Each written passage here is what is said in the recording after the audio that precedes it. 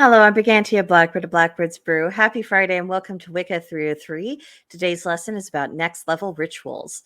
So let's ask ourselves the question, what makes the experience of a ritual more profound than another ritual? It has nothing to do with whether it was simple or complicated, easy to perform or difficult, and it has everything to do with how much of yourself and your intention you invest into the proceedings. What we get out of something always depends upon what we put into it in every area of life, and our spirituality is just another example of that principle in action. If your rituals are leaving you feeling so so and you wonder if you achieved anything with them, then it is time to go back to the drawing board and to ascertain what's lacking and what will call your very spirit. And also consider the why of why you're doing a ritual. Sometimes the reason why your heart isn't really in it is less about the method of the ritual and more about you not really feeling the need for it, or you're misdiagnosing what you do need and you've chosen the wrong tool for the wrong job. It happens, even to very experienced practitioners. So if you find yourself in those shoes, don't feel bad. It happens to us all. Now, successful rituals all require all the elements and the participants coming together to harmoniously focus upon one intention and to put the full magical force into that intention. So, when you're wanting more oomph, you'll need to examine what might be getting in the way of that focus. You may choose to rewrite your ritual and edit it to eliminate anything that just might be extraneous or is a style of language that doesn't really suit you. It may be necessary to ask yourself if you've chosen a focus that doesn't actually align with what you need in that moment. And this can be difficult because sometimes we get stuck in the trap of how we think things ought to be, and we work too hard to conform to that illusion and to bring that illusion into reality. And we spend too little time cultivating genuine situational awareness. Another thing we can try is to do a bit of divination. If our will is the only thing we've taken into account, we might be setting ourselves up for failure. The gods may have other ideas. The realities of existence may not permit what we desire.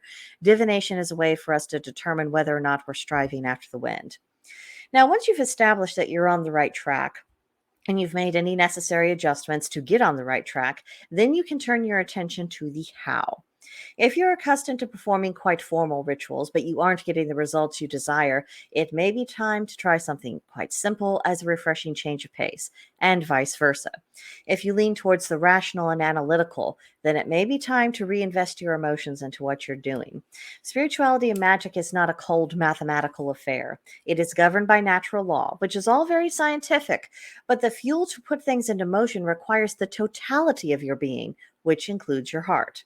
If you tend towards being very scattered, try being more methodical. Prove to yourself and the gods that you are capable of taking a more disciplined approach.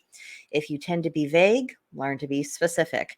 If you are too controlling, learn to let go and release energy into the universe and trust in the process that it will unfold as it should. Doing what is difficult for us can be the missing ingredients to take our rituals from ho-hum to exhilarating and effective.